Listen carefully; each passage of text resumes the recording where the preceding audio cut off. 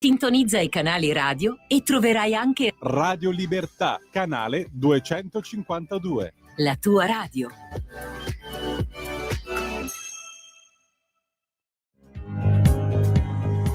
Va ora in onda la rassegna stampa. Pier Vittorio, a te la linea.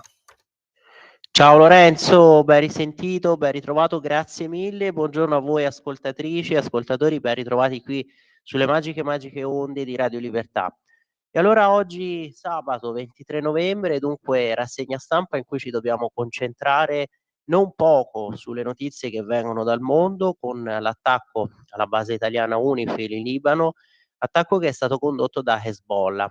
E poi ovviamente dovremo anche parlare di questo mandato di arresto emesso dalla Corte Penale Internazionale per il premier israeliano Benjamin Netanyahu, ma naturalmente dobbiamo occuparci anche delle reazioni della politica a queste due notizie, a questi due fatti. Oggi poi sentirete anche l'intervista alla deputata della Lega, l'onorevole Simonetta Matone, che abbiamo incontrato martedì scorso a Roma presso il CNEL, il Consiglio Nazionale dell'Economia e del Lavoro, per la presentazione invece del testo del professor Alberto Berardi e di Fabio Pinelli, che sapete Fabio Pinelli è vicepresidente del Consiglio Superiore della Magistratura. Il testo è appunto lineamenti di diritto penale, dell'ambiente e della sicurezza sul lavoro, pubblicato da CEDAM, Scienze Giuridiche. Con l'onorevole Matone abbiamo voluto sintetizzare i passaggi fondamentali di questo convegno in cui è stato ribadito che per evitare morti sul lavoro non bastano più soltanto le norme penali, gli apparati di controllo, le ispezioni, che pure sono necessari, ma è soprattutto fondamentale la prevenzione e quindi la riduzione al minimo dei rischi di infortunio. E poi sentirete anche l'intervista al coordinatore della Lega Giovani di Lecco, Andrea Bettega. Vi ricorderete già nostro ospite quando avevamo parlato dell'evento Young Hope organizzato dalla giornalista Annalisa Chirico alla presenza di numerosi ministri, tra i quali lo stesso vice premier Matteo Salvini, e con Andrea Bettega abbiamo parlato tra i tanti argomenti soprattutto degli stati generali della sanità, organizzati ieri dalla Lega, tenuti appunto a Milano al Palazzo Pirelli. Naturalmente poi apriremo il consueto filo diretto con voi ascoltatori, proprio perché contano le vostre idee, quindi intervenite come sempre chiamando allo 0292947222, 3 volte 2 finale, e scrivendo i vostri messaggi quindi nei commenti sotto la diretta Facebook delle pagine sia della radio che della Lega. Oppure potete mandare i vostri messaggi, anche quelli vocali, al numero WhatsApp della radio, ovvero il 340 6709 659. E vi rinnovo sempre l'invito a non superare il minuto, ecco, massimo 90 secondi nelle vostre chiamate, in modo poi da permettere al maggior numero possibile di ascoltatori di tenere i loro interventi. Naturalmente, se un intervento dovesse sforare questi 90 secondi, saremo poi purtroppo obbligati a sfumarlo. Quindi potete sempre seguirci dal televisore, dal canale 252 del digitale terrestre, ma anche dal canale digitale della Radio DAB, dalle pagine Facebook di Radio Libertà e della Lega, come dicevamo, dal nostro nuovo sito internet www.radiolibertà.net, che appunto presenta una veste grafica ed editoriale rinnovata e appunto è un vero e proprio giornale online. E poi potete seguirci anche dalle app di Radio Libertà per i sistemi operativi iOS e Android, e naturalmente anche dal canale YouTube. Vi rinnovo anche l'invito sempre ad abbonarvi, a sostenerci, quindi basta che andiate rispettivamente sulle sezioni abbonati e dona ora nel nostro nuovo sito internet, e vi ricordo anche il nostro numero di conto corrente postale, visto che qualche puntata fa c'era stato chiesto con un messaggio di un ascoltatore, allora segnatevelo, è il 37671294, naturalmente lo trovate anche nella sezione dona ora del nostro sito internet. E allora abbiamo completato questa parte che, lo so, risulta anche un po' noiosa per chi l'ha già sentita tante volte, ma la dobbiamo ripetere per chi si collega magari la prima volta. E allora vedete la prima pagina del giornale di oggi, iniziamo subito appunto dalla testata diretta da Alessandro Sallusti. Vedete appunto l'editoriale proprio del direttore su questa missione italiana. Ma ne vale ancora la pena? Razzi lanciati da Hezbollah, l'organizzazione paramilitare islamista sostenuta dall'Iran, che opera nel sud del Libano. Hanno colpito ieri la base dei caschi blu dell'ONU al confine con Israele e ferito 4 soldati italiani.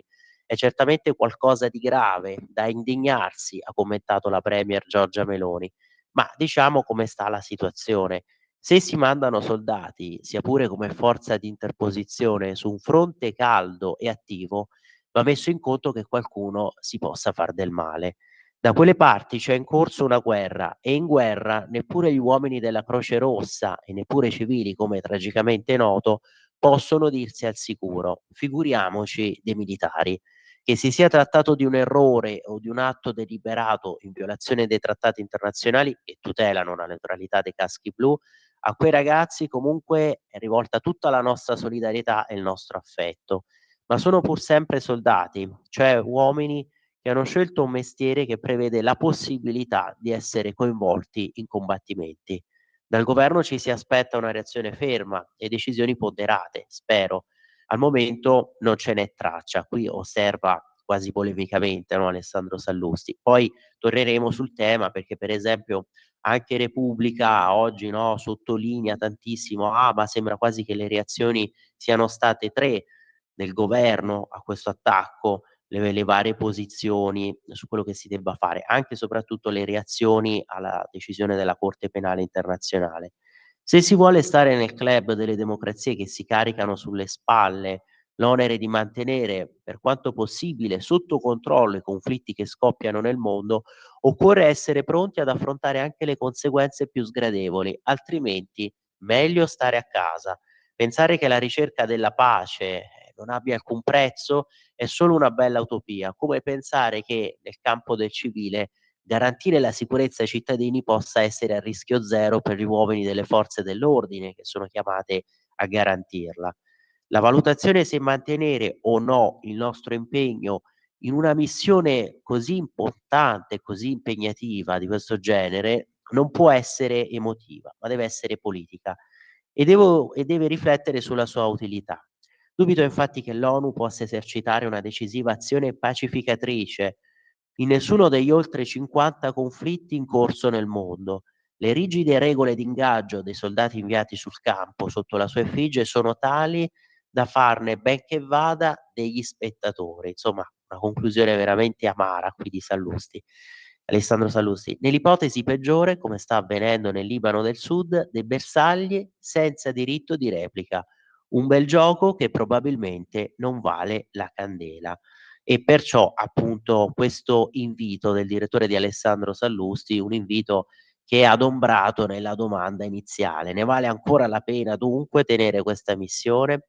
Vedete qui sempre dalla prima pagina del giornale di oggi, poi l'intervento a lanci della Meloni tra errori e coraggio, la politica e anche osare, di questo se ne occupa Massimiliano Scaffi, pagina 10, e poi l'autocritica francese nelle relazioni appunto tra la Francia e l'Italia, vedete Parigi nei guai, ora chiede anche scusa. La Francia ha trascurato l'Italia. Il premier Barnier, dopo le tensioni Macron-Meloni, di questo se ne occupano Francesco De Remigis e Rodolfo Parietti, i francesi si sa faticano a chiedere scusa. Sorprende quindi il mea culpa del primo ministro Michel Barnier, quell'ammettere che l'Italia è un grande paese verso cui la Francia è stata spesso negligente, eufemismo alla François, e perciò da coinvolgere di più d'ora che la cooperazione adesso, proprio in questo frangente, in cui la cooperazione franco-tedesca è sempre più necessaria e sempre più non sufficiente. Questo però è anche il segnale che la Francia sta vivendo con consapevolezza una crisi politica ed economica. Sì, verrebbe anche da aggiungere una crisi politica continua dopo la decisione di Macron di tornare alle urne, vedendo poi che alle elezioni europee, alle urne ovviamente per le elezioni legislative, vedendo che alle elezioni europee era avvenuto questo voto compatto invece per l'ex Front National, il Rassemblement National di Marine Le Pen e Bardella, e allora di fatto ha gettato ancora di più nell'instabilità la Francia con questa sua decisione, perché poi alla fine per sbarrare la strada a Bardella e alla Le Pen ci si è inventata questa mega coalizione, ci si è inventato anche comunque tutto uno stratagemma tra le varie forze che compongono il cosiddetto arco repubblicano francese, perché invece sapete, no, l'Assemblea Nationale sono praticamente pari agli intoccabili, quelli che devono essere tenuti fuori con un cordone sanitario. Qui al centro della prima pagina del giornale, appunto, attacco ai caschi blu, sangue italiano in Libano, ancora razzi da Hezbollah sulla base UNIFIL, 4 soldati feriti, l'ira di governo e premier indignata. Di questo appunto, su questo scrivono Fausto Biloslavo e Francesco Giubilei. 4 militari italiani della missione UNIFIL sono rimasti feriti, i 4 non sarebbero in pericolo di vita. La base di Shama è stata raggiunta da 2 razzi da 122 millimetri lanciati probabilmente da Hezbollah.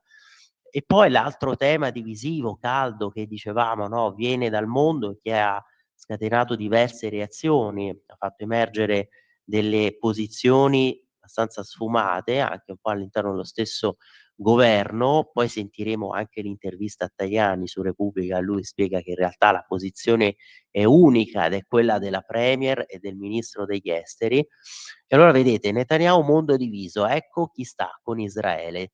Su questo scrive Gaia Cesare: Spagna, Gran Bretagna, Irlanda, Slovenia e Cipro sono pronti a far scattare le manette per Benjamin Netanyahu. Tutt'altro tono rispetto al leader di Budapest, Viktor Orban, che si fa paladino di Israele per screditare la corte. E su questo appunto Filippo Facci a pagina 4. E poi commenteremo anche la reazione proprio del segretario federale della Lega, Matteo Salvini, che invece sapete ha detto, ha affermato: Netanyahu è benvenuto qui in Italia. Giù la maschera, invece Luigi Mascheroni, quasi divertito e divertente questa riflessione, una sua riflessione divertita, lui con questo tono divertito commenta l'ultima pubblicità, l'ultimo spot della Jaguar e giustamente prende atto di quella che è la svolta fluida, quasi da gay pride. Ieri ci è capitato di vedere la nuova pubblicità della Jaguar e ci siamo domandati: ma è lo spot di un'auto o del gay pride? Si dice rebranding e vuol dire offrire una nuova identità a un marchio storico, di solito però distruggendolo. E il nuovo corso passa proprio dal restyling del logo. È sparito il giaguaro, che faceva troppo maschio alfa, ed è spuntata una doppia J stilizzata, tipo brutta imitazione di Gucci. Come far dimenticare in un giorno ciò che ha impiegato un secolo per essere riconosciuto, e poi oltretutto questo in un video emozionale. Nel senso che, stando ai commenti, ha suscitato grosse emozioni. I vertici Jaguar, ad esempio, stanno piangendo. Comunque, pensando a una macchina più inclusiva, il direttore marketing di Jaguar, solo incidentalmente gay, ha pensato a una pubblicità molto fluida, molto woke, molto multiculturale, un po' la cerimonia di apertura delle Olimpiadi francesi, solo più patinata. Ovviamente noi siamo a favore della più assoluta libertà di impresa e a favore di ogni pubblicità creativa. Ci spiace solo aver perso un animale iconico per ritrovarci un simbolo fallico. È la cultura che sta umiliando l'Occidente, più percepita che reale, imposta da pochi e subita da molti. Siamo passati dal giaguaro ai gattini, da Diabolic a Lady Gaga, da un'auto per ricconi a una per, e qui lo vedete, non aggiungiamo altro perché sennò ci immaginiamo qui le accuse di essere omofobici anche soltanto leggendo e dando conto di quello che viene scritto sulla stampa. Peccato, speriamo adesso che non sostituiscano il cavallino della Ferrari con un unicorno arcobaleno. Va bene, alla fine siamo persino contenti di non poterci permettere una Jaguar.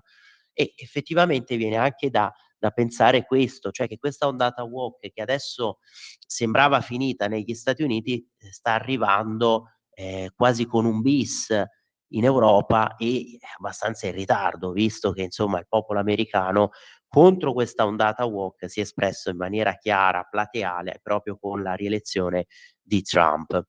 E ecco qui vedete poi sempre in questa parte a lato della prima pagina del giornale l'intervista ad Ornella Muti: "Che fardello la bellezza, volevo invece diventare una scienziata", e poi Ora Borselli che appunto la intervista, e qui vedete l'incipit: "Non me ne interessa, non me ne frega niente, l'età non è importante per me".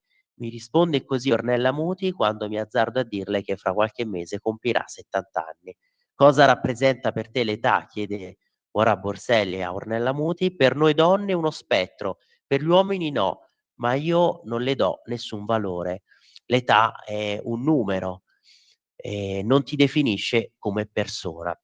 E qui invece vedete l'intervista sbarra per la CISL, la sua affermazione su Landini. Landini che cerca lo scontro così lascia soli i lavoratori. E su questo appunto Gianmaria De Francesco che ne cura l'intervista a pagina 11. E Landini deve anche assumersi le sue responsabilità, sapete, quando ha invitato alla rivolta sociale, e su questo ci torneremo perché sono avvenuti anche questi scontri tra collettivi e azione universitaria, fuori la Sapienza a Roma. In realtà sono questi collettivi rossi autoproclamatisi come comunisti che hanno lanciato l'assalto, e viene da pensare che abbiano magari ascoltato uno di quei cattivi maestri che appunto invita alla rivolta sociale.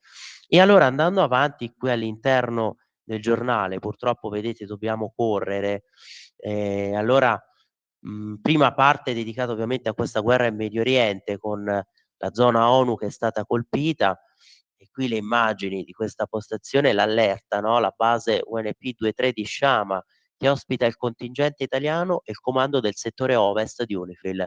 Sono stati 2 razzi, dicevamo, da 122 millimetri. Da una prima ricostruzione i razzi esplosi avrebbero centrato un bunker della base e un locale nei pressi della Polizia Militare Internazionale, provocando danni alle infrastrutture vicine. Alcuni vetri, a causa dell'esplosione, si sono frantumati, colpendo i 4 militari italiani. Martedì scorso altri 8 razzi avevano centrato la base militare, coinvolgendo 5 militari. Ecco qui, vedete, razzi su UNIFIL, feriti 4 soldati italiani, Hezbollah colpisce la base, Crosetto, Israele eviti di farsi scudo coi caschi blu. Questo è l'articolo a firma di Fausto Biloslavo. Fonti dell'ONU, i combattimenti si sono intensificati negli ultimi giorni. È il terzo attacco in una settimana e missili sono imprecisi. E qui la cartina, ve la zoom, vedete sulla missione di peacekeeping dell'ONU al confine fra Libano e Israele.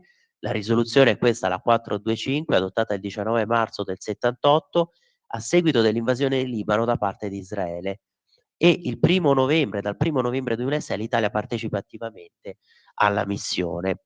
Qui sono riportate poi le bandierine per i vari contingenti nazionali, vedete più a nord di quello italiano c'è quello della Corea del Sud, quello finlandese, quello francese di contingente, c'è anche quello della Malesia, al confine anche Ghana, Irlanda, più a nord Spagna e India, e poi il campo UNIFIL, presenti quindi 1100 militari italiani, e ovviamente qui sono indicati anche gli effettivi di questa presenza dei caschi blu, gli obiettivi che si vogliono perseguire, e poi qui vedete disegnata la linea blu, che non è un confine politico ma la linea del ritiro delle forze armate israeliane, IDF, dal Libano del Sud, che è avvenuto il 23 maggio del 2000. Quindi i caschi blu sono 13.000 militari divisi in più settori, dicevamo 1.076, quasi 1.100 quelli italiani, 307 civili di provenienza internazionale, 606 civili locali. Gli obiettivi, dicevamo, garantire la cessazione delle ostilità, assistere le forze armate libanesi, monitorare la Blue Line, supportare la popolazione, servizio di pattugliamento e checkpoints. E insomma, abbiamo sentito prima anche le parole di Alessandro Sallusti, con questo editoriale rivolge giustamente una domanda, ma appunto ha ancora senso una missione del genere se poi di fatto i nostri soldati sono lì esposti ad un bersaglio continuo? E l'incipit dell'articolo di Fausto Biloslavo, ve lo leggo: non pensiamo sia un attacco mirato, ma i combattimenti nell'area sono intensi ed Hezbollah lancia razzi contro le forze israeliane vicine alla base. Spiegano diverse fonti del giornale sul campo. 4 caschi blu italiani sono rimasti lievemente feriti dalle esplosioni di 2 razzi Grad di 120 millimetri piombati sulla base di Shama, comando del settore ovest dello schieramento ONU nel Libano meridionale. Il ministro della difesa Guido Crosetto ha detto chiaramente che vuole parlare con il nuovo ministro della difesa israeliano per chiedergli di evitare l'utilizzo delle basi UNIFIL come scudo. Ancora più intollerabile è la presenza di terroristi che mettono a repentaglio la sicurezza dei caschi blu. Il primo razzo, lanciato dalla brigata Aziz di Hezbollah, ha colpito uno dei bunker dove si riparavano i militari italiani. Il Grad da 122 millimetri ha sfondato un Esco Bastion, cilindro di sabbia di protezione, che però è riuscito ad attutire il colpo. Le mini schegge all'interno, provocate invece dall'esplosione, hanno ferito lievemente 4 Dimonios, i militari della brigata Sassari. Se la protezione non avesse retto e il razzo fosse penetrato nel bunker, sarebbe avvenuta una vera e propria strage. I caschi blu italiani feriti sono stati subito soccorsi, hanno già parlato con i loro familiari garantendo che appunto stanno bene. All'esterno l'esplosione ha bruciacchiato un mezzo bianco italiano della missione UNIFIL. Il secondo razzo Grad ha centrato un'area logistica della Polizia Militare Internazionale su base tanzaniana, danneggiandola e provocando un incendio spento velocemente però dai caschi blu. Per fortuna non c'era nessuno al momento dell'impatto. Tutto il personale di Shama fin dal mattino presto era a livello di allarme 3 e quindi giubbotto antiproiettile, elmetto e chiusi nei bunker che ospitano dai 30 ai 120 uomini. E poi qui in una postazione di Hezbollah addirittura sono stati trovati dei missili anticarro di fabbricazione russa. Le forze di difesa israeliane hanno riferito di aver ritrovato missili anticarro russi in una postazione di Hezbollah. Le truppe della settima brigata corazzata che operano nel settore orientale del Libano meridionale hanno individuato una postazione di lancio di missili anticarro di Hezbollah dove un agente era stato ucciso in un recente attacco aereo. Le truppe sostengono di aver trovato diversi missili anticarro Kornet di fabbricazione russa proprio su questo sito, insieme a un drone pronto per il lancio su Israele. La brigata che opera sotto la 98esima divisione ha compiuto irruzione in quella che l'esercito definisce un'area che funge da importante roccaforte del terrore per Hezbollah. Le truppe hanno individuato diverse postazioni di combattimento di Hezbollah, depositi di armi, bunker e altre infrastrutture durante l'operazione. E andando qui, vedete a pagina 3, sempre del giornale, lo sdegno della Meloni e del governo, inaccettabile l'attacco alla base, il ministro degli esteri italiani che avverte i militari italiani non si possono toccare e sulla decisione della Corte Penale Internazionale la Premier è ferma, Hamas e Tel Aviv non sono uguali. Certo è che si è anche affermato da parte del governo, della Meloni, che comunque verranno valutate, verranno lette le motivazioni, anche perché tanti giustamente fanno osservare, ma se l'Italia aderisce al trattato che ha istituito questa Corte Penale Internazionale, allora sarebbe obbligata poi ad eseguire, ad attuare la misura dell'arresto, di questo mandato di arresto internazionale. Freno a Salvini che aveva invitato Netanyahu. Se venisse in Italia sarebbe il benvenuto, quello che stavamo anticipando prima. Crosetto, la sentenza sbagliata ma da applicare. Ecco perché queste affermazioni avevano fatto pensare forse a 3 posizioni diverse, a 3 reazioni diverse del nostro esecutivo a questa notizia. Lo sgomento e l'indignazione, ma anche il timore, sono i sentimenti prevalenti nel governo nelle ore successive agli attacchi al quartier generale italiano di UNIFIL in Libano. Qui appunto spiega, esordisce Francesco Giubilei.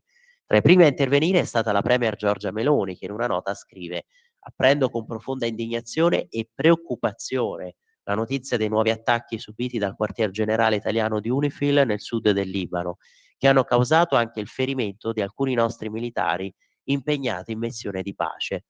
Desidero esprimere la solidarietà e la vicinanza mia e del governo ai feriti, alle loro famiglie e sincera gratitudine per l'attività svolta quotidianamente da tutto il contingente italiano in Libano.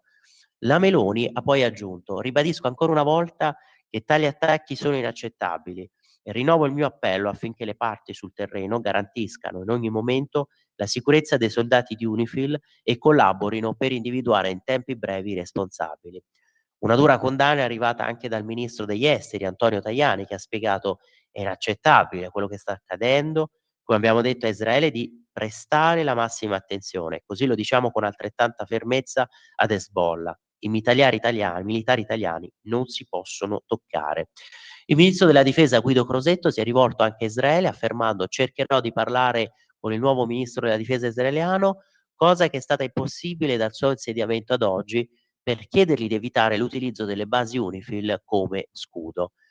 E qui il caso, condanna unanime da parte italiana dopo l'attacco alla base UNIFIL in Libano, a scatenare il dibattito, quindi erano state, dibattito all'interno della coalizione, le parole del vice premier Matteo Salvini: conto di incontrare presto esponenti del governo israeliano e se Netanyahu venisse in Italia sarebbe il benvenuto. Dichiarazioni seguite a quelle del ministro degli esteri Antonio Tajani: noi sosteniamo la Corte, ricordando sempre che la Corte deve però svolgere un ruolo giuridico e non un ruolo politico. e a seguire queste dichiarazioni, cioè scusate, le dichiarazioni di Matteo Salvini avevano seguito anche quelle del ministro della difesa Guido Crosetto, il quale aveva affermato: ritengo sia una sentenza sbagliata, ma noi dovremmo applicare le disposizioni della Corte. A fare da sintesi è stata dunque la Premier Giorgia Meloni, che con il suo intervento ha chiarito la linea dell'esecutivo. Infatti poi aveva spiegato, no, che nel gestire questi dossier di politica estera approfondirò in questi giorni le motivazioni che hanno portato alla sentenza della Corte Penale Internazionale, motivazioni che dovrebbero essere sempre oggettive e non di natura politica. La presidenza italiana del G7 intende opporre questo tema all'ordine del giorno della prossima ministeriale esteri, che si terrà a Fiuggi dal 25 al 26 novembre. E poi qui l'intervista condotta da Andrea Tenenti di Unifil, di Serena Sartini. Vedete qui il virgolettato, no? Obiettivo: è difficile, ma bisogna abbassare i toni per riportare stabilità in quest'area. Riguardo la tregua, negli ultimi giorni le parti hanno riferito di essere vicine ad un accordo, monitoreremo. Vedete qui Andrea Tenenti, proprio il portavoce di Unifil. La situazione peggiora, ma non pensiamo al ritiro. In Libano avverrebbe il caos. Sulle regole di ingaggio deve decidere il Consiglio di sicurezza dell'ONU. E infatti vedete qui la domanda. Vorremmo soffermarci anche sull'altra parte, però siccome purtroppo siamo di corsa, sono già le 8:28, e allora la domanda che gli viene formulata da Serena Sartini: cambiare regole di ingaggio sarebbe una risposta? Bisognerebbe capire come si vogliono cambiare ed è competenza del Consiglio di sicurezza. Cambiare potrebbe creare ancora più violenza contro la missione stessa o addirittura innalzare le tensioni. Occorre invece abbassare i toni. In questo momento è difficile, ma è importante riportare stabilità in quest'area. Al momento ritengo che le regole di ingaggio siano adeguate alla situazione che stiamo vivendo. Aspettiamo di capire come evolve la situazione e manteniamo in sicurezza i nostri caschi blu. Quando vi aspettate un accordo di pace? Negli ultimi giorni le due parti hanno riferito di essere vicine ad accordi di pace. Bisogna vedere come verranno formulati e che tipo di soluzioni si troveranno per mettere d'accordo entrambe le parti. Noi siamo pronti ad assisterle qualsiasi accordo venga trovato. E insomma, pur di arrivare anche qui ad una de-escalation. E poi quello che stavamo anche qui anticipando, che vi stavamo riferendo, che Orban che sfida la Corte Penale Internazionale, qui siamo a pagina 4 sempre del giornale, e invita Bibi Netanyahu. Londra e Madrid invece pronte all'arresto, quindi anche una divisione all'interno dell'Unione Europea. La guerra in Medio Oriente, schiaffo appunto a Tel Aviv per questa decisione. Poi sentiremo anche il commento di Daniele Capezzone sul Libero. Effettivamente ripete, è grave questa equiparazione, assimilazione di un governo legittimo, democratico, che sta conducendo la sua guerra di autodifesa, no? La guerra di Israele. Ecco, è grave questa equiparazione tra Israele e Hamas, un'organizzazione terroristica che ha dimostrato di compiere azioni veramente canagliesche. E allora, Lorenzo, giustamente mi ricordi che c'è la pausa, noi ci ritroviamo fra pochissimo. In quanti ti promettono trasparenza, ma alla fine ti ritrovi sempre con la bocca chiusa e non puoi dire quello che pensi. Radio Libertà non ha filtri né censure, ascolta la gente e parla come la gente. A te la linea. Grazie Lorenzo. E allora vedete, stavamo leggendo qui sulla presa di posizione di Londra, sulle cancellerie europee che sono divise su questo mandato di cattura. Siamo qui a pagina 4 del giornale. Mosca definisce la decisione insignificante. Del resto sapete, una quasi analoga decisione era stata spiccata, emessa nei confronti di Putin, e ovviamente Putin, quando era atterrato in Mongolia, la Mongolia aderisce a questo trattato, la Mongolia non ha deciso di eseguire questo arresto ai danni appunto dello zar di Vladimir Putin, presidente della Federazione Russa. Trump prepara sanzioni contro i giudici. E ovviamente anche su questo torneremo, perché poi leggeremo anche della volontà di Trump di voler limitare i fondi statunitensi per le agenzie ONU. Naturalmente poi approfondiremo il tema, anche sentiremo Matteo De Sio, che come sapete il lunedì mattina su queste onde, su Radio Libertà, conduce il programma Te la rido io l'America. Qui scrive Gaia Cesare, Spagna, Gran Bretagna, Irlanda, Slovenia e Cipro che sono pronte a far scattare le manette per Benjamin Netanyahu e l'ex ministro della difesa israeliano Yoav Gallant se i due leader israeliani mettessero piede nei propri paesi. Rispettiamo la decisione della Corte Penale Internazionale e ci atterremo ai suoi impegni e obblighi in relazione allo Statuto di Roma e al diritto internazionale. È per lo più il contenuto delle note ufficiali delle cancellerie dopo i mandati di arresto che sono stati messi dalla Corte contro premier e ministro israeliani e contro anche il capo di Hamas, Mohammed Deif, per i crimini di guerra e contro l'umanità nel conflitto a Gaza e nella strage del 7 ottobre nel caso di Deif. Tutt'altro tono rispetto al leader di Budapest, Viktor Orban, che si fa paladino di Israele per screditare la Corte, ma con molta probabilità punta meno onorevolmente solo a rendere un favore al leader amico Vladimir Putin, contro cui la Corte Penale Internazionale ha emesso un mandato d'arresto per la guerra in Ucraina nel marzo 2023. E qui insomma vengono adombrate queste ipotesi, no? Sembra che Orban abbia fatto questo, abbia detto questo perché voglia screditare la Corte per rendere un favore a Putin. Insomma, ipotesi in cui quasi sembra si voglia addebitare a Orban una sorta di dolo specifico. Molto più probabilmente è la posizione, è l'espressione di una posizione che autenticamente in cui autenticamente e convintamente crede il leader maggiaro. Orban invita Netanyahu in Ungheria e sostiene che l'unica scelta sia sfidare la Corte Penale Internazionale definita antisemita da Netanyahu. Ma l'alleato più fidato di Israele si insedierà a gennaio alla Casa Bianca ed è quello che si riserva di sfoderare la ritorsione più concreta. Si tratta appunto del prossimo presidente americano, Donald Trump, che secondo fonti della TV israeliana Khan News sta già pianificando sanzioni contro la Corte Penale Internazionale con la volontà di colpire il procuratore capo Karim Khan e i giudici che hanno emesso i mandati. Sapete che poi era scoppiato anche lo scandalo a proposito di Karim Khan, accuse di violenza sessuale nei suoi confronti. La posizione poi del Vaticano, qui con l'intervento del segretario di Stato Parolin, la cautela del Vaticano, il Papa non commenta ma non è antisemita. Sulla cattura di Netanyahu nessun commento da parte della Santa Sede.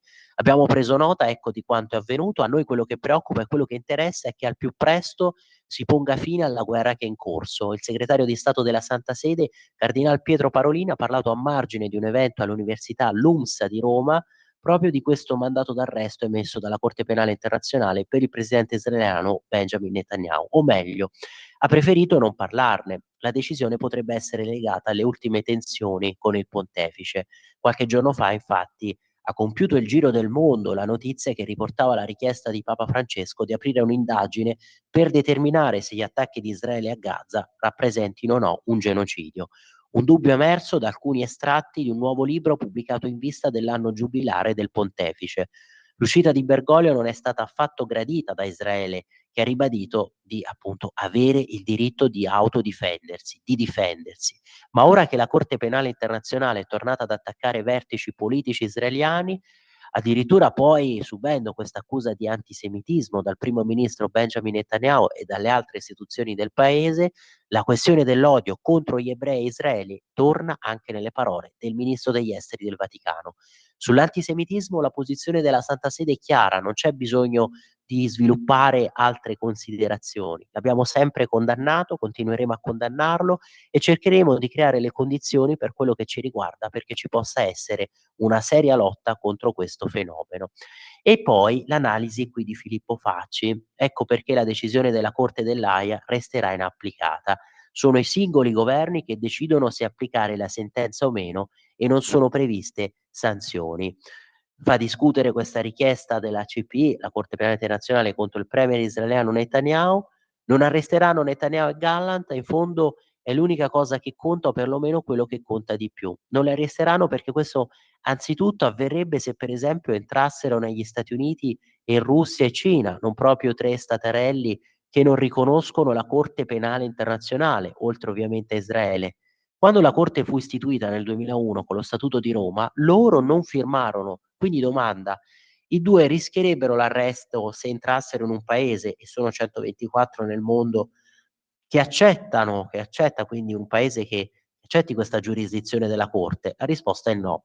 Sul piano teorico magari sì, come ha detto anche il ministro Guido Crosetto, che ha usato le parole che deve usare un ministro della difesa: se ci sono delle regole vanno applicate. Ma in concreto? In concreto è il singolo Stato che decide se arrestare, cioè eseguire le sentenze, e poi estradare all'Aia in Olanda, dove appunto vi è la sede della Corte. Ma altra domanda: qual è la sanzione per la nazione che dovesse snobbare la Corte? Nessuna, proprio nessuna. Nel pianeta a primeggiare sono ancora a dominare sono ancora i rapporti economici prima che diplomatici. Ergo, di volta in volta ci si può mettere d'accordo e basti guardare ai precedenti.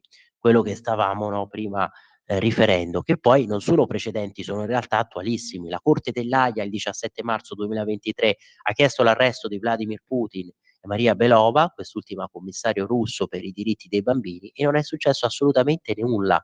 Certo, i due da allora non si sono offerti alla bocca del leone, non hanno osato affrontare viaggi in Ucraina o negli Stati Uniti, ma Putin è stato per esempio in Cina, in Bielorussia, in Uzbekistan, in Kirghizistan, che riconosce il Trattato di Roma, e poi ancora in Vietnam, in Corea del Nord, ma anche in un altro paese, lo stavamo citando, la Mongolia, che riconosce la giurisdizione della Corte e che tuttavia ha ricevuto Putin, marzo 2023, con un tappeto rosso nella piazza centrale di Ulaanbaatar e soldati a cavallo e una banda musicale che suonava inni marziali.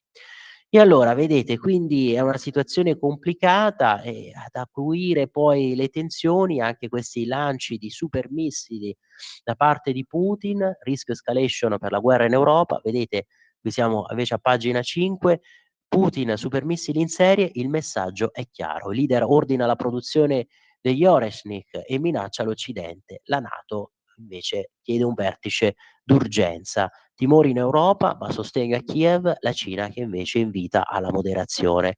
Fronte aperto, qui vedete il lancio di un missile balistico intercontinentale Sarmat da parte dell'esercito russo e sotto il presidente russo Vladimir Putin che continua nella sua doppia strategia di attacchi e minacce. Questo è l'articolo di Matteo Basile. E a proposito del caso, qui viene appunto ricostruito questo altro passaggio nella guerra anche muscolare, psicologica, di minacce, dicevamo. Giovedì la Russia, qui ve lo zoomo se no non si legge bene, la Russia ha lanciato un missile balistico di ultima generazione sull'Ucraina. Si tratta di un missile in grado di trasportare diverse testate nucleari che per adesso è stato lanciato senza comunque provocare danni ingenti su Dnipro. L'intenzione di Mosca è chiara ed è stata ribadita anche dal portavoce del Cremlino Peskov: lanciare un messaggio inequivocabile all'Occidente sulle potenzialità dell'arsenale russo, che potrebbe essere utilizzato non solo sull'Ucraina, ma anche contro gli alleati di Kiev, che hanno dato il via libera all'utilizzo di missili a medio e lungo raggio per colpire obiettivi militari in territorio russo.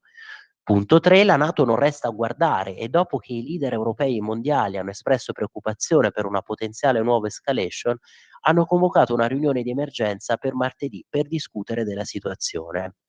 E quindi l'attesa principale resta per le mosse di Donald Trump. Il presidente americano eletto ha già comunque tenuto colloqui sia con Putin che con Zelensky. Sapete il giallo di questa telefonata Putin-Trump che, no, le parti in teoria avrebbero smentito, e poi abbiamo riflettuto anche su questa eredità pesante che lascia l'amministrazione Biden, che dovrebbe essere in transizione, dovrebbe essere un'anatra zoppa, comunque con dei poteri più circoscritti, più limitati, di fatto all'amministrazione ordinaria in questa fase, prima che appunto si insedi ufficialmente Trump, e però ci rifila quello che veramente sembra un cetriolo, e cioè un'escalation ulteriore con la decisione, no, di mandare dei missili a lunga gittata, a lungo raggio, di mandare questi missili all'Ucraina perché li possa utilizzare contro la Federazione Russa.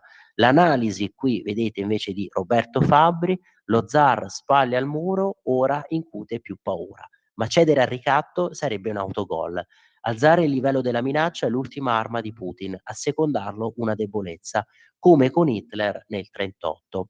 Però tanti hanno appunto fatto notare che sì, va bene insomma porre un argine, un freno a questi dittatori, ma se poi il dittatore dispone dell'arsenale nucleare, Trump l'aveva già fatto capire durante il suo mandato presidenziale, quando per evitare quell'escalation con la Corea del Nord incontrò proprio il dittatore nordcoreano, perché sapete, la Nord Corea si diverte a utilizzare, questo Stato, no, nell'asse del mare, si diverte a utilizzare comunque armi atomiche, a fare sfoggio delle proprie potenzialità. E allora, qui concludiamo questa parte sul giornale, perché volevo concluderla, ecco, con la riflessione proprio sulle ultime dichiarazioni di Barnier, premier francese. Lo stavamo leggendo prima, stavamo leggendo questo suo atto quasi di scuse con l'Italia, lo leggevamo dalla prima pagina del giornale di oggi. Allora, scenario internazionale, il nodo economia, svolta Barnier, disgelo Italia-Francia, il premier noi negligenti, siete un grande paese che abbiamo spesso trascurato, Francesco De Remigis. E quindi insomma allora non erano così assurde le posizioni di chi sosteneva, guardate che l'Italia spesso in Unione Europea viene un po' ostracizzata, tenuta in disparte, mentre invece spadroneggia questo asse franco-tedesco. Però sappiamo appunto tutte le difficoltà che stanno incontrando anche la Germania a livello economico in quest'ultima fase, oltre alle difficoltà politiche, perché sono leadership, dicevamo, deboli, no? Politicamente comunque incrinate. L'annuncio del primo ministro al forum economico trilaterale, il 5 dicembre la prima visita ufficiale che rompe una tradizione. L'esordio ufficiale non sarà a Berlino, ma a Roma con Giorgia Meloni. E quindi qui vedete un j'accuse in piena regola rivolto ai predecessori, quello scagliato dal neo-premier francese. L'Italia è un grande paese che la Francia ha spesso trascurato, ha detto ieri Michel Barnier, annunciando, non senza sorpresa, della moderatrice dell'incontro che si stava svolgendo a Parigi.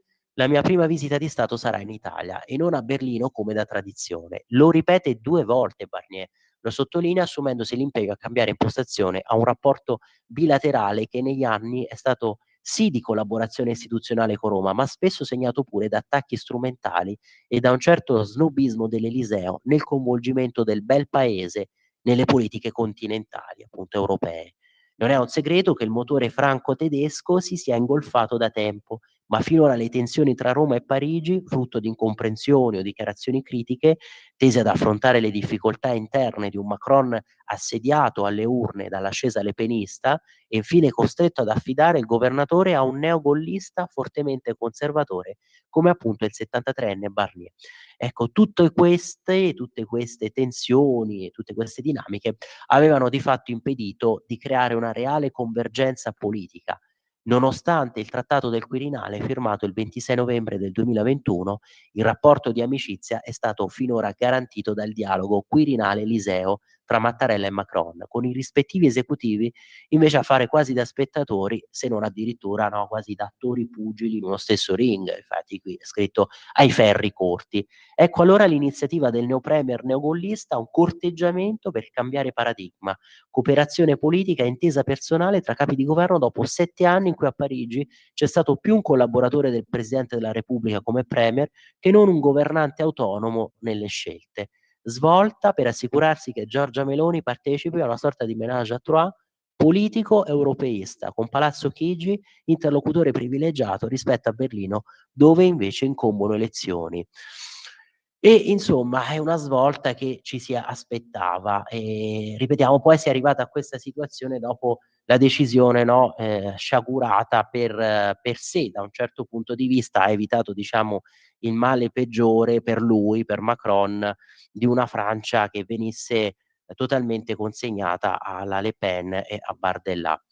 E qui sempre invece a pagina 6 del giornale vedete SOS invece di Orsini per l'industria europea, tempo scaduto, ora competitività. Il capo di Confindustria con i colleghi di Francia e Germania, risposte o interi settori saranno azzerati. Su questo scrive Titta Ferraro e qui compatti leader degli industriali, quindi da sinistra Patrick Martin di Medef per la Francia, Emanuele Orsini per Confindustria al centro e poi Tania Gunner per appunto l'analoga Confederazione degli Industriali Tedeschi, BDI. Allora, chiudiamo questa parte sul giornale perché a questo punto, visto che il tempo vola, dobbiamo fare veramente una corsa contro il tempo per vedere le altre testate. E allora passiamo subito sul Libero. Vedete, prima pagina di oggi, anche qui su Hezbollah che ci spara addosso, riportate a casa i soldati, nuovo attacco a una base italiana da parte dei terroristi libanesi. 4 i feriti, la vita dei nostri militari messa a rischio per una missione ormai del tutto inutile. E poi l'editoriale che vi citavo di Daniele Capezzone, la Corte dell'Aia andrebbe chiusa, l'Italia la ignori.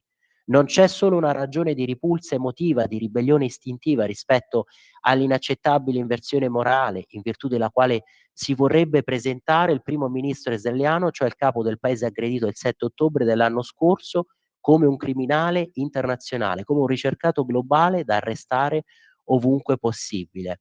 C'è, quindi non c'è soltanto questa ragione, no, a caldo del cuore, emotiva, istintiva, rispetto a una decisione del genere, perché insomma paragonare poi un premier di una democrazia che sappiamo è l'avamposto occidentale nel Medio Oriente, c'è però anche una reazione più razionale, quella della mente lucida, a mente fredda, aggiunge Capezzone, anche e soprattutto un elemento razionale che dovrebbe indurre le democrazie occidentali a disapplicare la decisione della Corte Penale Internazionale e a trarre ogni opportuna conseguenza, inclusa l'uscita da quella intesa sovranazionale.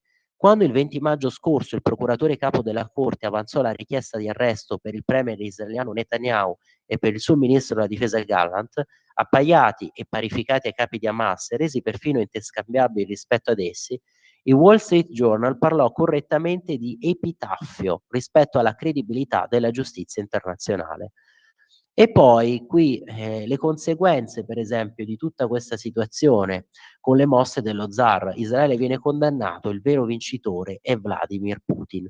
Al centro qui invece la prima pagina di Libero di oggi vedete la foto di Ellis Line con Landini, Elli, Maurizio e lo sciopero a suon di balle dati a caso di Schlein e Landini contro il governo in TV. E poi la riflessione di Alfredo Mantovano su queste decisioni dei giudici italiani che stanno di fatto boicottando l'azione del governo, della Meloni, di questo esecutivo, l'azione volta appunto a dare attuazione al protocollo in Albania, a tenere lì, trattenere i migranti che devono essere identificati, dei quali bisogna analizzare le domande, no, proprio di protezione internazionale, le domande di asilo ai nostri giudici e la sovranità messa a rischio.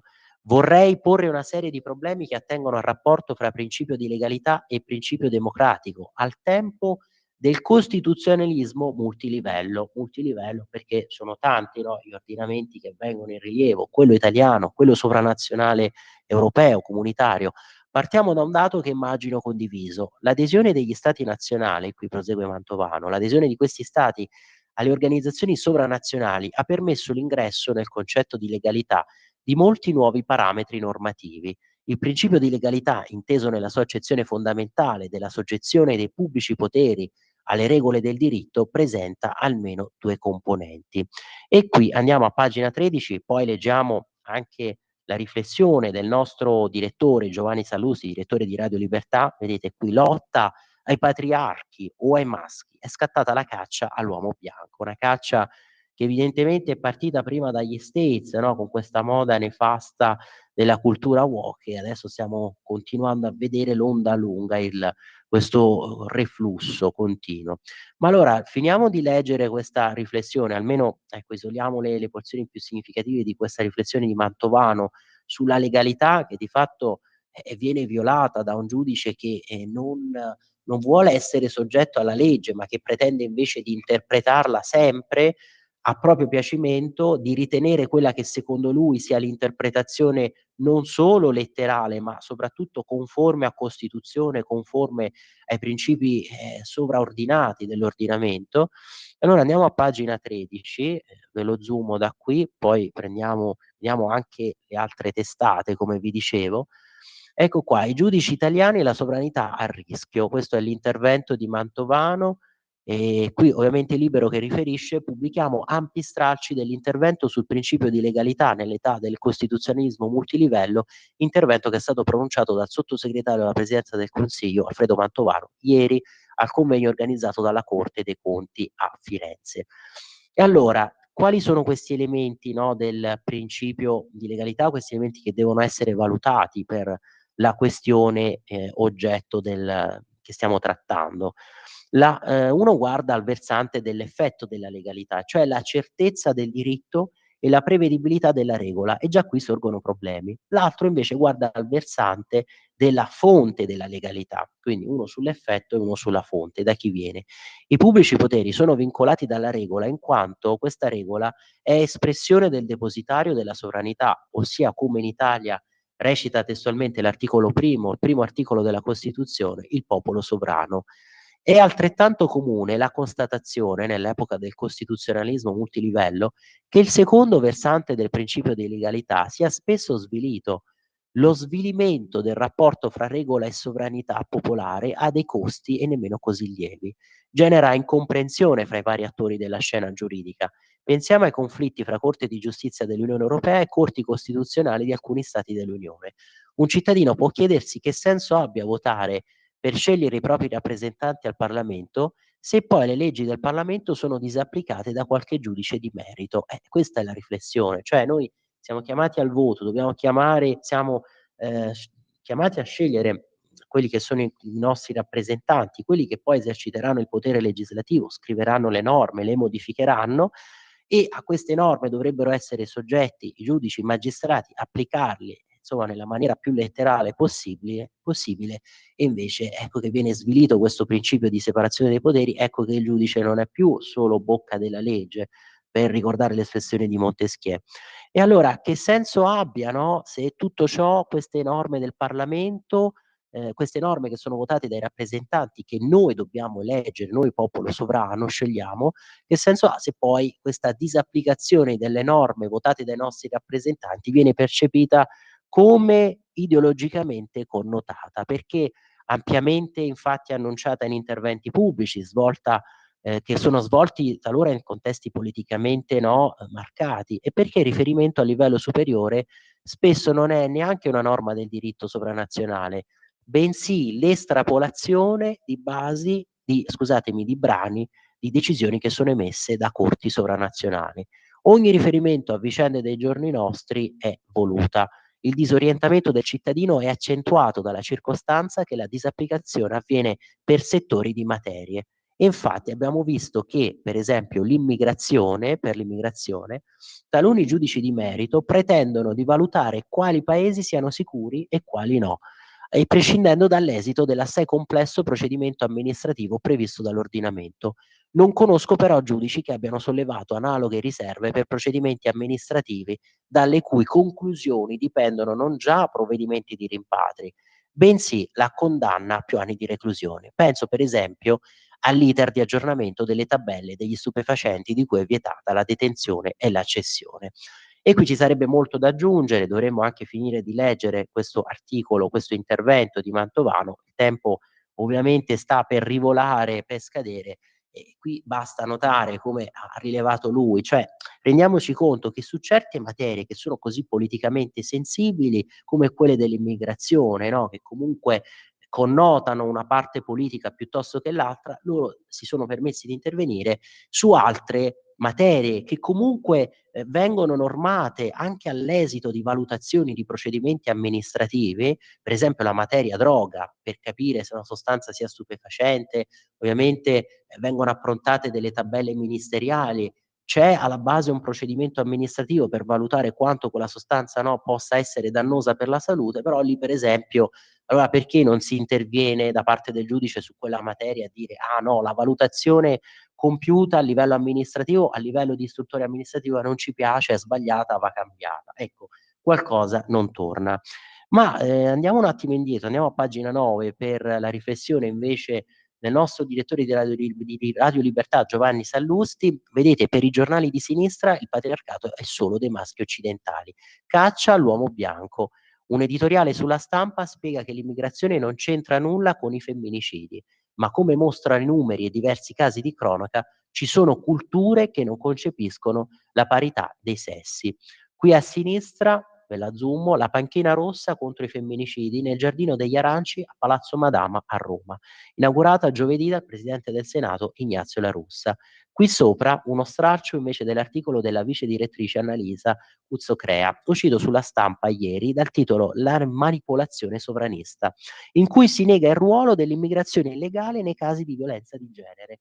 Vi ricordate, no? Anche lì che vespaio di polemiche che ha destato, ha suscitato quell'affermazione del ministro Valditara, rispondendo anche al padre a Cecchettin, Gino Cecchettin, aveva detto: ma scusatemi, però vi dimenticate anche che molte di queste violenze spesso sono commesse da stranieri, e che a volte appunto in queste culture straniere che si dovrebbero integrare in Italia rimane ancora forte e radicato, quello sì, un vero patriarcato, o meglio una cultura più che di patriarcato proprio di vera e propria violenza, sopraffazione e in alcuni casi oppressione. Pensate anche alla regola islamica di dover tenere e imporre per forza il velo anche alle bambine. E ora qui scrive Giovanni Salusti: che ne siano consapevoli o no, ormai lo schema del giornalismo mainstream è esplicitamente vannacciano. Assistiamo a una quotidiana spedizione in rotativa del mondo al contrario. Per cui, ad esempio, da un lato si critica abitualmente chi come Israele sta combattendo sul campo il patriarcato contemporaneo, quello incarnato in nome di Allah dalle botte della polizia della modestia di Hamas o della polizia morale degli Ayatollah. Dall'altro si vergano puntuti commenti contro il patriarcato immaginario, quello del maschio occidentale, che pare invece attecchisca particolarmente nell'Italia governata dalla prima donna presidente del Consiglio. Pensate che contraddizione. Un'acrobazia logica che nell'editoriale firmato ieri da Annalisa Cuzzocrea sulla Stampa diventa espressamente cromatica, questa no? Acrobazia. Nella realtà l'uomo nero è quasi sempre bianchissimo. Ah, il cattivone, l'uomo bianco occidentale.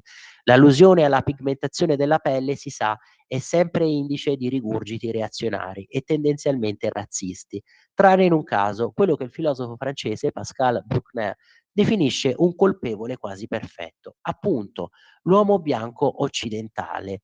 Qualunque elemento fuoriesca da questa narrazione colpevolizzante, che è sempre autocolpevolizzante, sempre tesa a inchiodare la civiltà di chi scrive, nonostante l'oggettiva e per noi scontata osservazione che la Cuzzocrea non sia costretta a girare velata, è da rigettare, anche se mostra la crudezza della statistica e la dirompenza del fenomeno storico. Ma Lorenzo, mi fai notare che c'è una chiamata, allora la facciamo sentire, così poi iniziamo a leggere anche i vostri messaggi. Prego. Buongiorno signor Scimia, Elisetta. Ciao Lisetta, ben risentita. Grazie, molto gentile da parte sua. Senta, volevo parlare ancora della guerra in Israele. Prego, prego. Allora, Israele ha secondo me un'opportunità irripetibile, signor Scimia, quella di chiudere una volta per tutti i conti con il nucleare iraniano. Cioè un gioco che dura da anni, mi sembra, che però è sempre stato giocato da ombrespied, cioè dai cyberguerrieri, e che adesso potrebbe assumere una veste diversa. Soprattutto Israele ha diverse frecce, sempre secondo me, per il suo arco, i propri misteriosi missili balistici, non nucleari, che sono molto, ma molto più efficaci di quelli iraniani. Per non parlare poi dei missili aerobalistici e probabilmente dei missili da crociera lanciati dai sottomarini. Ciò aggiungiamo il supporto anche americano. Tutto qua, io la saluto e buona giornata a lei. Grazie mille Elisetta. Sì, è giusto considerare questi fattori in uno scenario che lo sappiamo, no? L'abbiamo sempre ricordato con la definizione di Bergoglio della terza guerra mondiale a pezzi, che però vediamo sempre più come un conflitto invece no, globale e aperto, perché comunque i vari schieramenti che si armano si combattono queste guerre parallele. Prima leggevamo addirittura di queste armi di fabbricazione russa che sono state trovate in un deposito di Hezbollah, e poi della prova di forza, prova muscolare compiuta da Putin con questo super lancio, un missile che è stato lanciato, super missile che vuole dimostrare che in pochi minuti potrebbe raggiungere le capitali europee. Ma allora Lorenzo, chiedo a te la conferma, siccome sono arrivati tanti messaggi che dobbiamo leggere, magari facciamo prima la pausa e poi torniamo in onda, così li leggiamo tutti, li commentiamo assieme. In quanti ti promettono trasparenza, ma alla fine ti ritrovi sempre con la bocca chiusa e non puoi dire quello che pensi? Radio Libertà non ha filtri né censure. Ascolta la gente e parla come la gente. A te la linea, Pier Vittorio. Grazie mille Lorenzo. E allora, per esempio, no, prima stavamo citando Bergoglio, anche le posizioni comunque della Santa Sede su questa guerra di Israele, e anche stavamo ricordando la sua definizione della terza guerra mondiale a pezzi, che si combatte così su varie parti dello scacchiere globale e potrebbe diventare appunto un conflitto unico.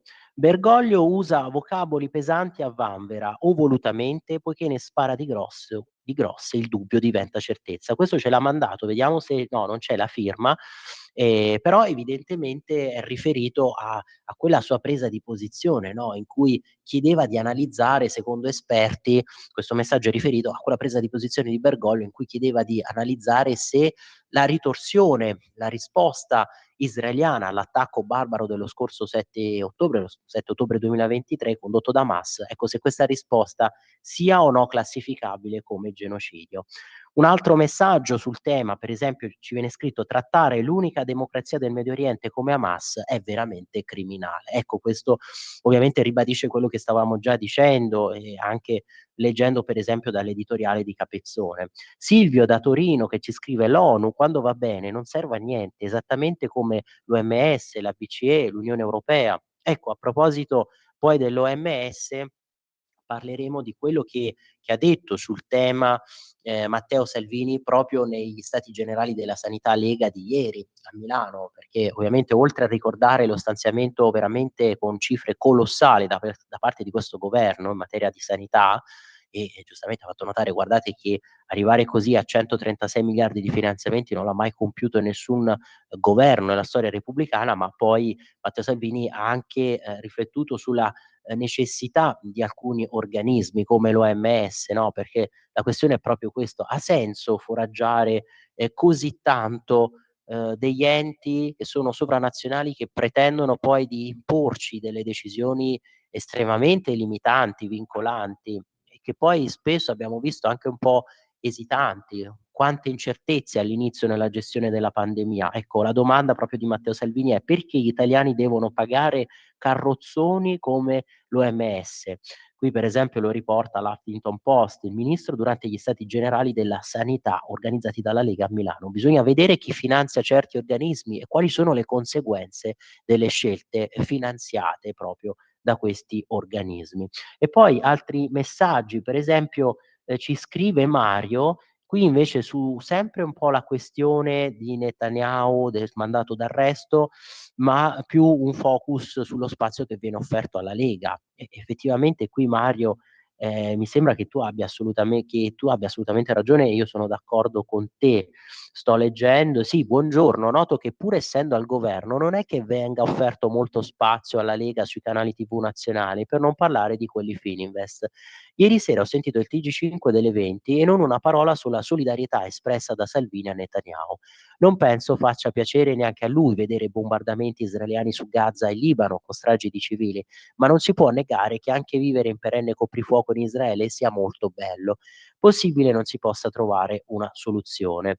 E poi Mauro che ci scrive questo messaggio: visto cosa stai leggendo mi chiedo, ma le immagini militari europei a combattere i russi, se la farebbero sotto solo sentendo questo odore di combattimento. I politici si indignano.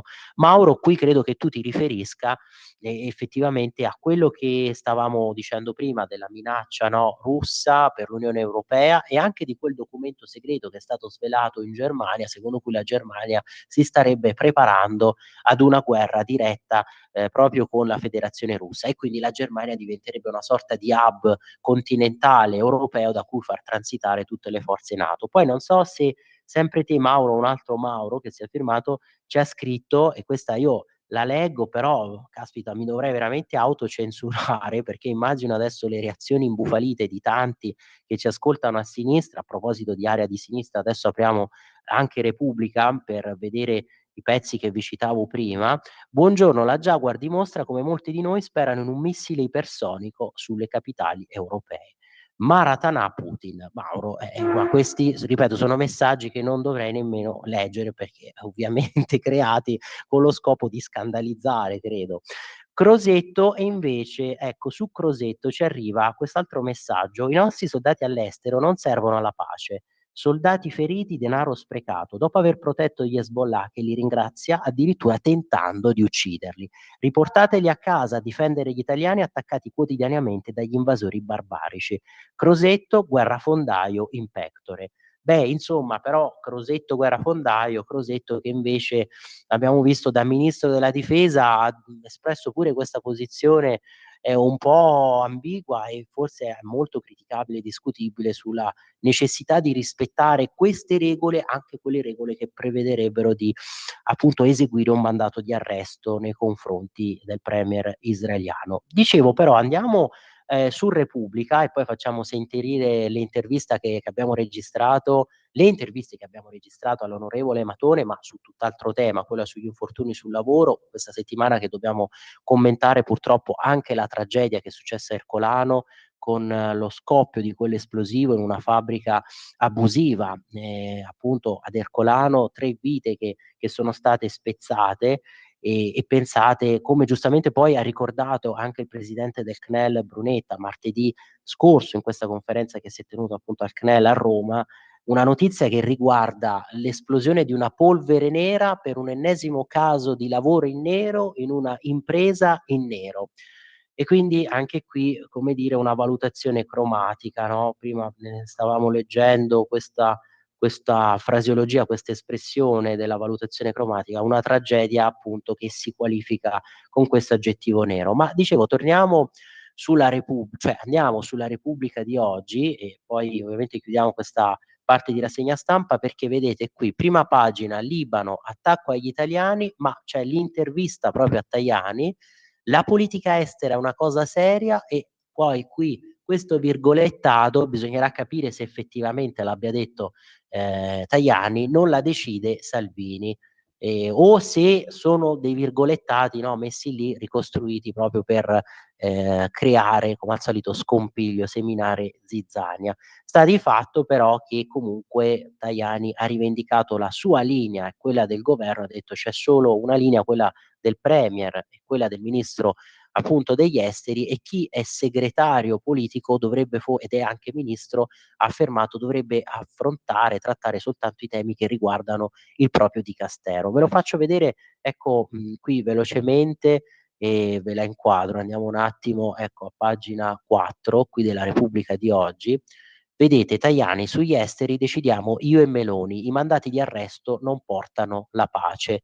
Questa è proprio la prima domanda, ecco, partiamo dal cuore del problema. Ministro Antonio Tajani, è normale che Matteo Salvini, sentite anche qui la formulazione della domanda, l'intervista condotta da Tommaso Ciriaco, senza questa espressione, questa affermazione di Matteo Salvini, senza consultare Palazzo Chigi e la Farnesina, dica a Benjamin Netanyahu, sei il benvenuto in Italia, non scavalca così lei alla Premier. Senta, risponde qui Tajani, la politica estera si deve realizzare in maniera costruttiva. È una cosa seria, ogni parola va pesata, ponderata, calibrata. C'è di mezzo un paese e quindi la linea viene espressa dal Presidente del Consiglio e dal Ministro degli Esteri. In altri termini, lei parla di politica estera, il Ministro dei Trasporti si occupa della viabilità dei treni.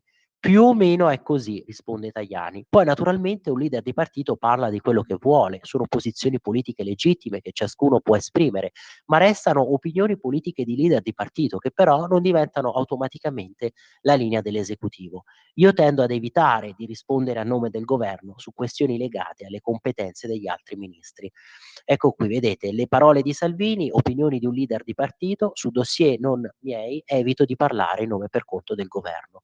Poi sosteniamo la Corte, leggerò la sentenza, la Corte Penale Internazionale, leggerò la sentenza su Netanyahu, stop assalti a UNIFIL, lunedì ne parlo con il ministro libanese. E poi non credo alla minaccia nucleare di Putin, sarebbe una follia, avanti col sostegno a Kiev.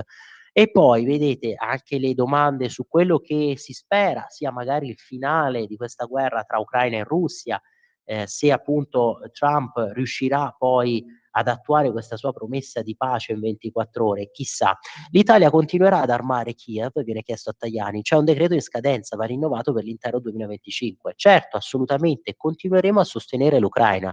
La pace giusta non può coincidere con una sconfitta. Anche con Trump, io continuo a lavorare perché si arrivi alla pace, anche con lui. A giorni è previsto un vertice tra lei, Meloni e Salvini, servirà a risolvere lo stallo sull'autonomia? noi andremo avanti su quella legge, semplicemente dobbiamo intervenire in Parlamento per correggere alcuni errori, ad esempio sui LEP, ma nessuno vuole bloccare la riforma. Ecco, quindi si spera che si intervenga soltanto per rispondere alle obiezioni, ai 7 rilievi che sono stati formulati dalla Corte Costituzionale, ma che si salvi tutto l'impianto, l'assetto di questa riforma.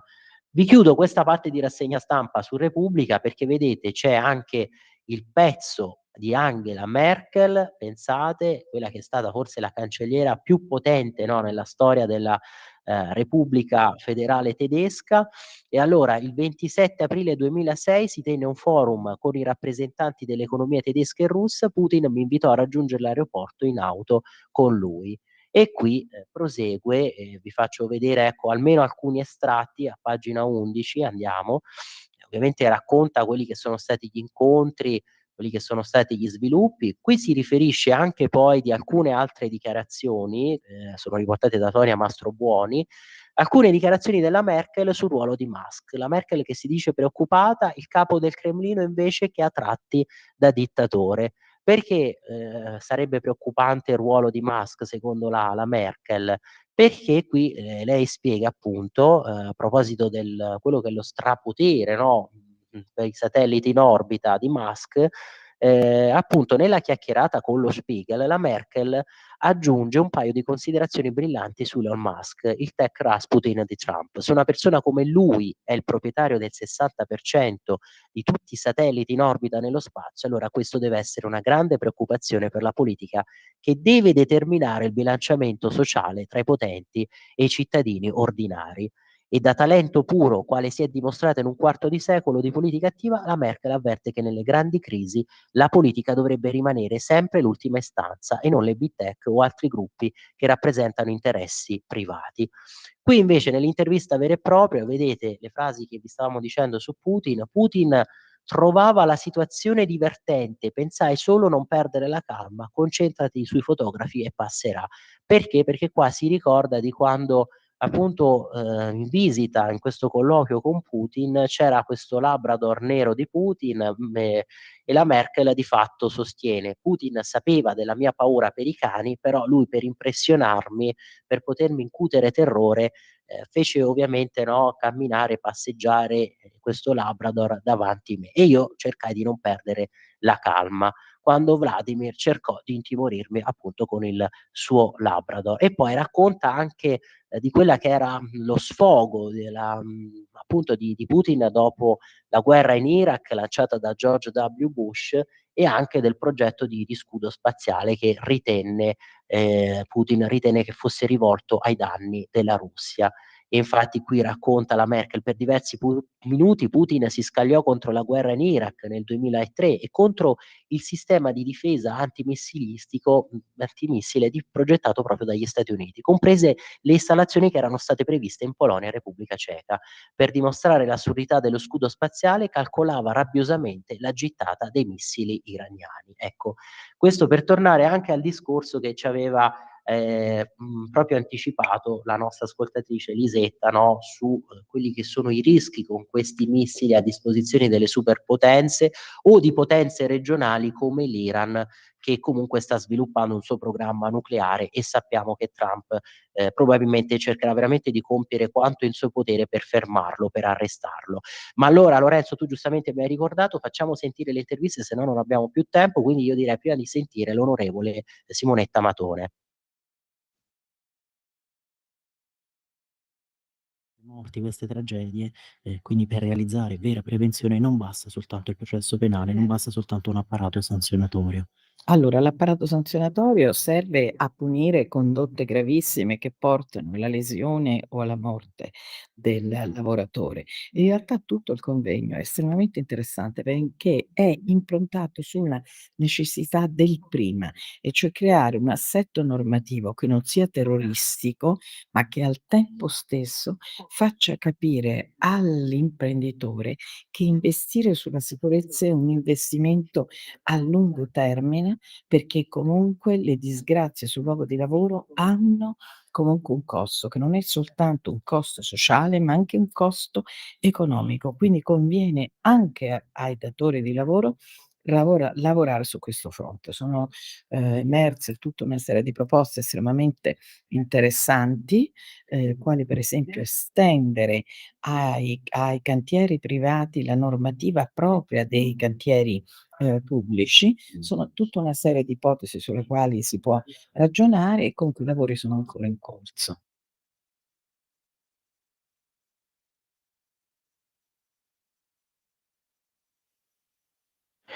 Come annunciato, oggi è in collegamento con noi Matteo De Sio. Matteo, grazie per essere qui con noi.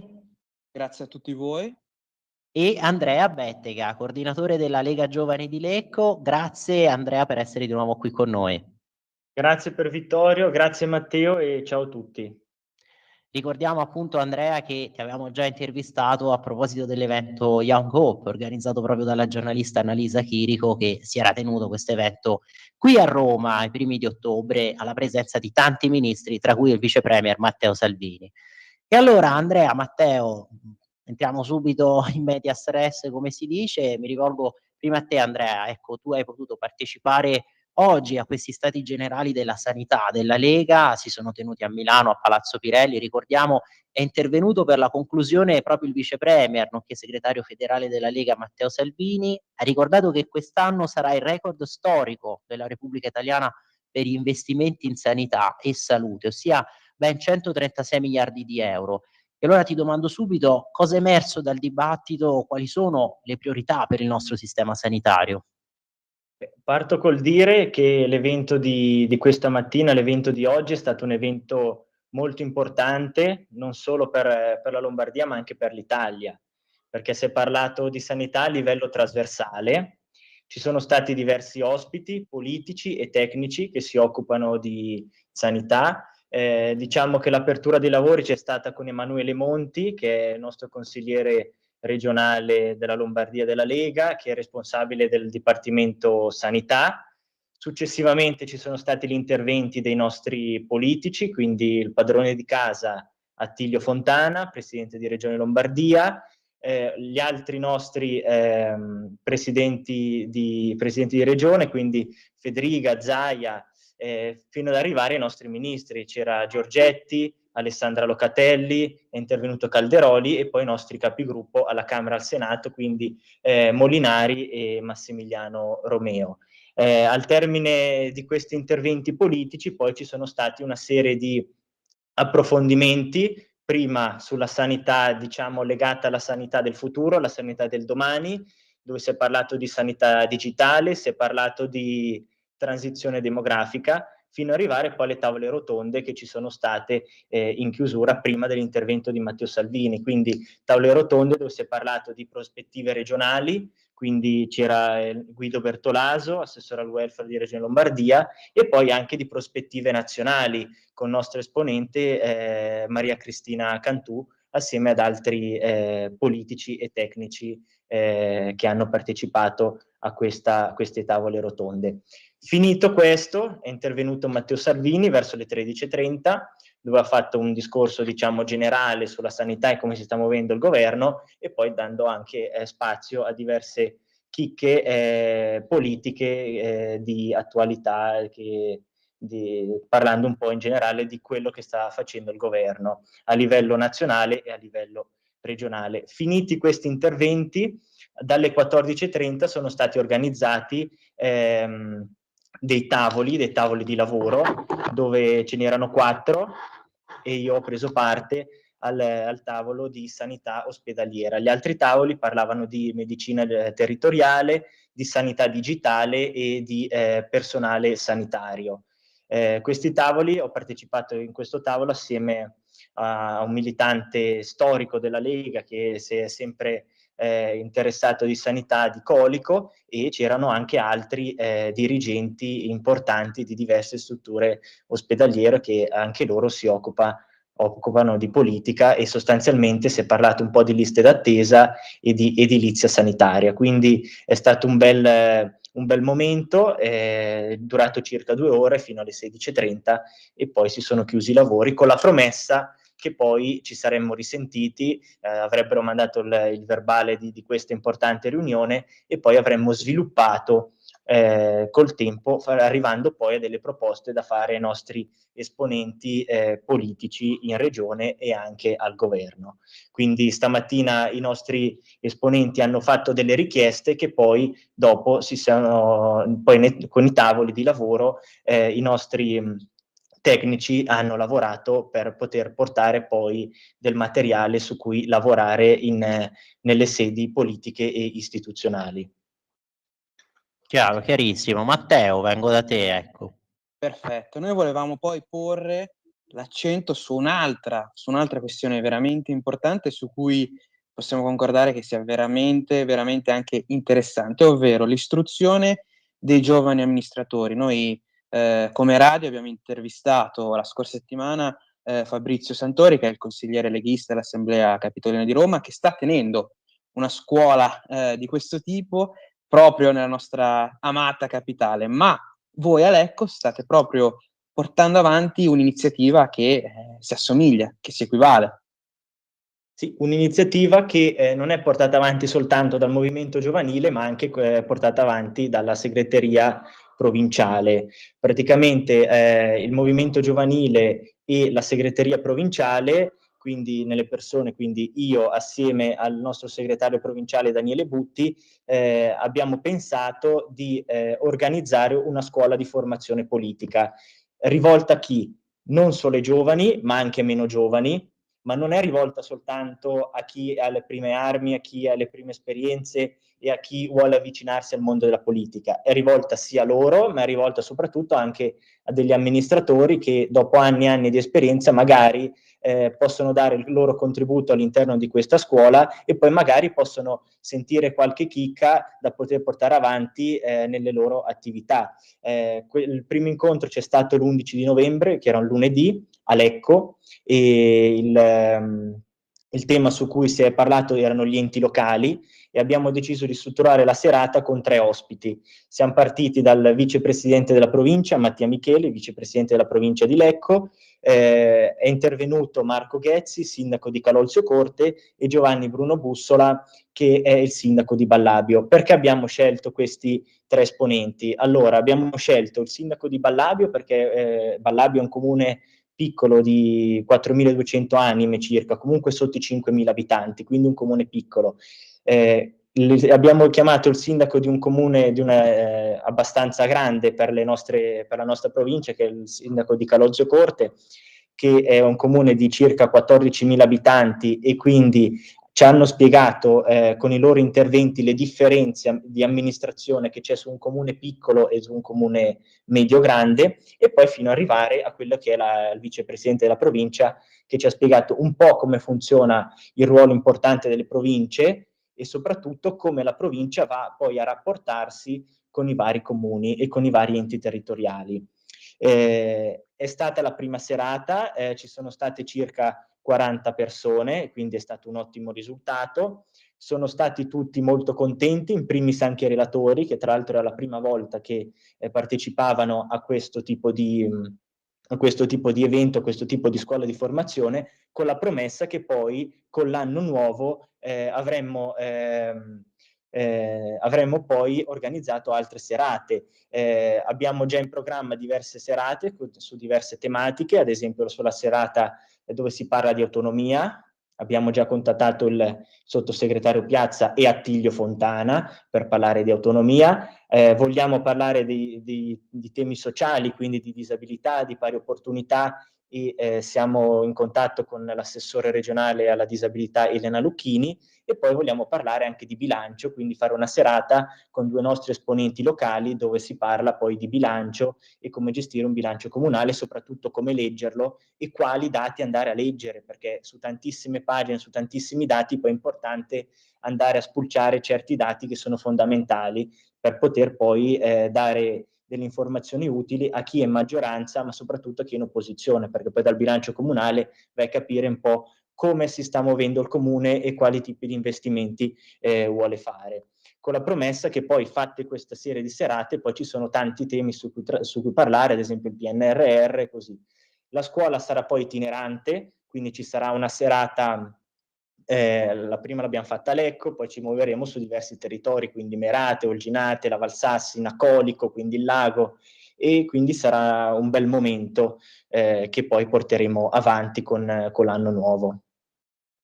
Ecco, e la formazione dei militanti passa proprio dall'incontro con gli amministratori locali, no? E recentemente voi giovani della Lega della provincia di Lecco avete proprio tenuto un incontro nella sede della giunta regionale e del Consiglio regionale della Lombardia. Siete stati ospiti del sottosegretario alla presidenza di Regione Lombardia, Mauro Piazza.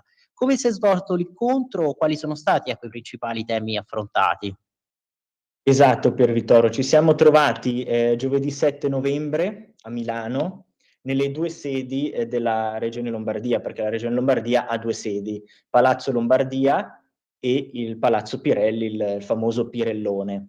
La giornata il pomeriggio, diciamo, è iniziato con la visita a Palazzo Lombardia, dove ha sede la Giunta, quindi Mauro Piazza ci ha accolti lì, dove abbiamo fatto una visita al belvedere di Palazzo Lombardia, abbiamo visitato la sala dove si riunisce la giunta e poi abbiamo colto l'occasione per sederci proprio su quei tavoli per poter fare due chiacchiere su come funziona un po' Regione Lombardia. Finito la visita a Palazzo Lombardia ci siamo spostati nel palazzo storico del Pirellone, dove ha sede il Consiglio regionale.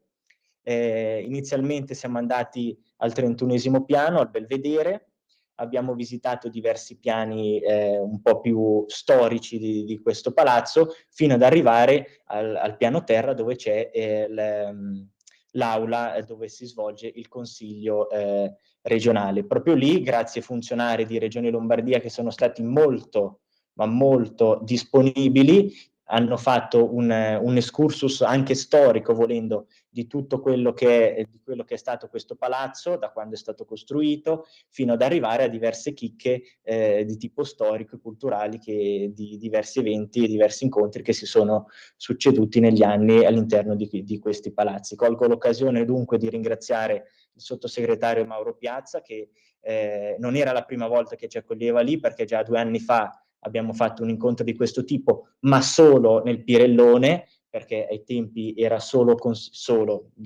ma una carica molto importante, consigliere regionale. Nel 2023 ha preso parecchi voti e questo l'ha portato poi a essere nominato sottosegretario del presidente Fontana, quindi un ruolo molto importante, un ruolo importante per noi giovani, perché abbiamo una persona di rilievo disponibile, di spicco come Mauro all'interno della giunta regionale, e un ruolo importante anche per la provincia di Lecco, perché esprimere un sottosegretario lecchese è motivo di orgoglio per i militanti della Lega, ma anche per il territorio di Lecco.